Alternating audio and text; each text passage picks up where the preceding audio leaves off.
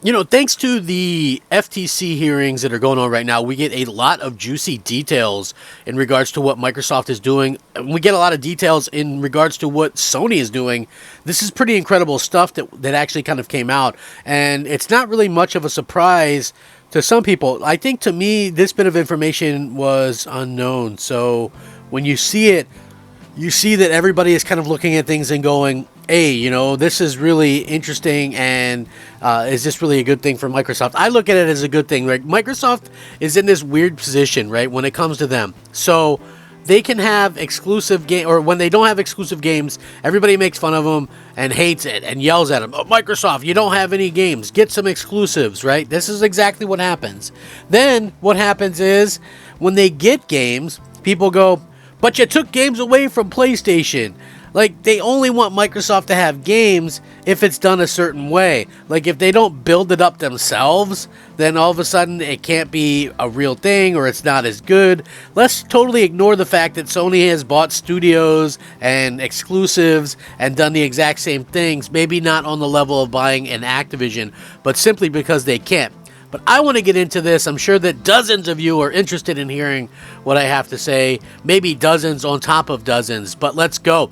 We got a little bit of confirmation now. 100% accurate. Bethesda's Indiana Jones game is now an Xbox console exclusive.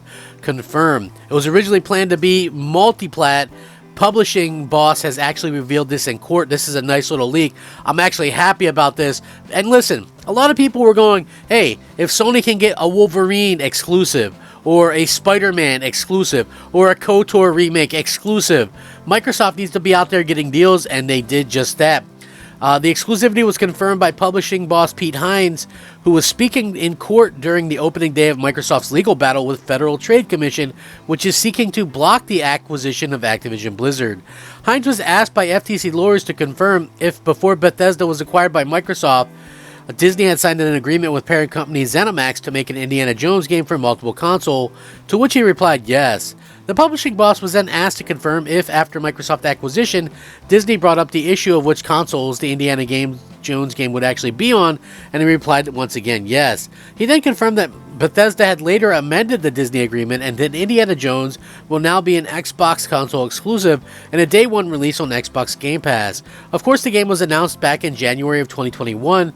The Indiana Jones game is actually in development at Machine Games, the Swedish studio behind the modern Wolfenstein games. Since joining Microsoft, Bethesda has honored prior exclusivity agreements with PlayStation games for such as Deathloop and Ghostwire Tokyo, but made other titles such as Redfall and this year's sci-fi RPG Starfield Xbox console exclusive.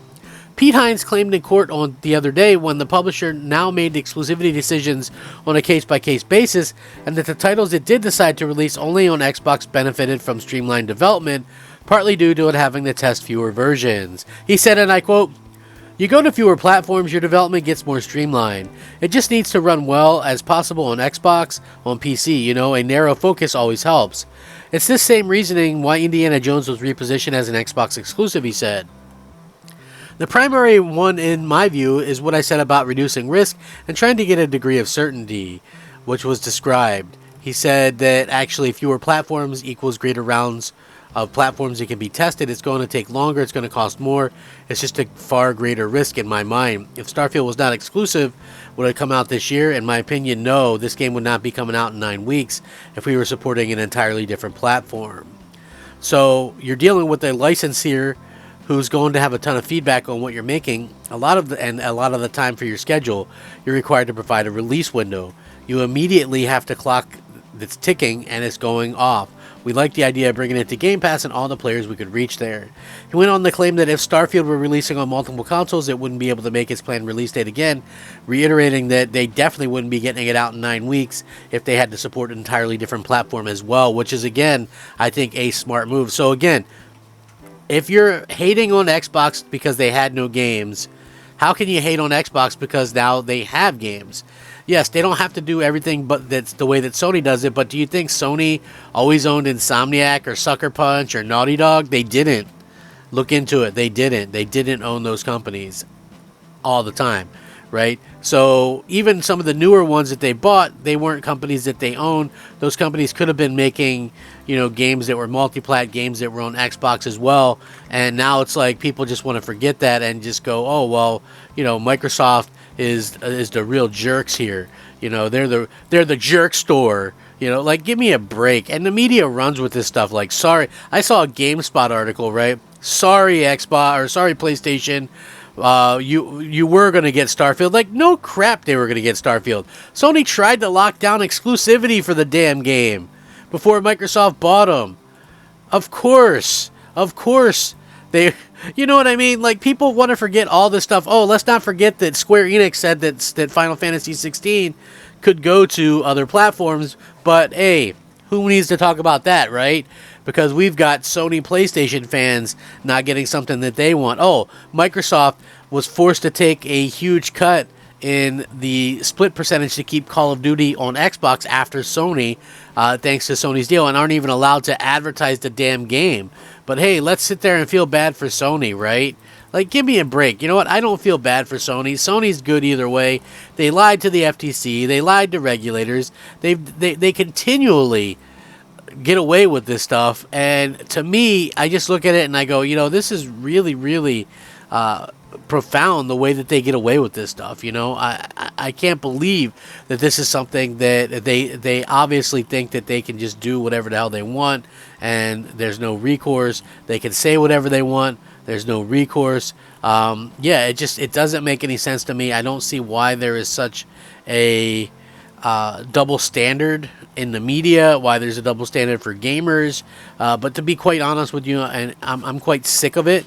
And I hope that Microsoft, takes care of this stuff before too long, because they really need to, right? They honestly need to. They got to take care of business. If I were Microsoft, like, let's hope that the Activision thing goes through. But if it doesn't, then every studio you buy, make all that stuff exclusive, because that's what Sony did, right? And you got to be able to go out there and compete and do the things that you need to do to make sure that you can be competitive in the space. And I feel like Microsoft doesn't get the fair shake that it deserves.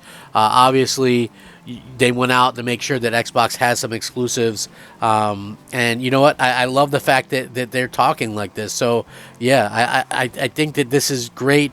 The stuff that they dropped on the stand, a lot of bombshells, including, like I said, they were almost lost out on having Call of Duty completely, which, can you imagine that?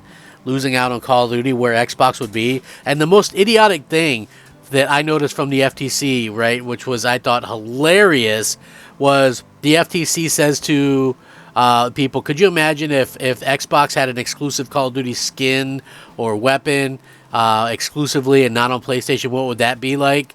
Yeah, because that's exactly what it's been like for the last 6 years on Xbox, you dolts. Right? Like, give me a break. The FTC also doesn't know what the hell they're talking about in terms of asking.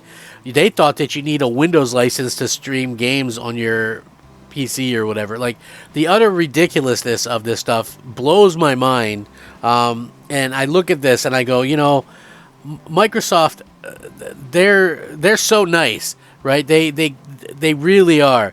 Because to me, I would be all over this team. Like, you just want to kind of throttle them. They're just so ignorant to all this stuff that's going on. I hope that it gets figured out sooner rather than later. But I would love to hear your thoughts and opinions on it. What do you guys think about this? Indiana Jones games exclusive.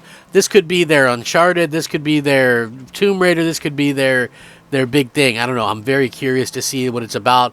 But it is exclusive now. Let's go. Rack 'em up. Crap Gamer out.